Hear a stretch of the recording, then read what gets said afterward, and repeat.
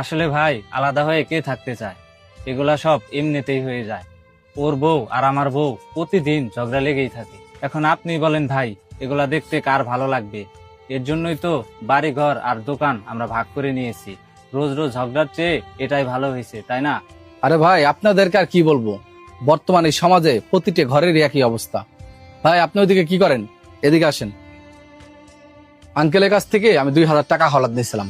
যেহেতু আঙ্কেল এখন বেঁচে নেই, আপনারা দোকানপাট, জায়গা সম্পত্তি সব ভাগ করে নিছেন, তাহলে টাকাটাও ভাগ করে নেন। এনেন আপনার 1000। এনেন আপনার 1000। সর্বশেষ আপনাদের একটা কথা বলতে চাই, যেহেতু আপনারা দুই ভাই সয় সম্পত্তি সব ভাগ করে নিছেন, তাহলে নিজেদের সম্পর্ক এতটা ভাগ করেন না যাতে এক ভাই আরেক ভাই শত্রু হয়ে যান। আর একটা কথা বলি, যদি পারেন তাহলে এই বেড়াটার মাঝে ছোট একটা জানালা দিন, যাতে এক ভাই বিপদে পড়লে আরেক ভাই সাথে সাথে পাশে দাঁড়াইতে পারেন। আসি তাহলে, ভালো থাকেন।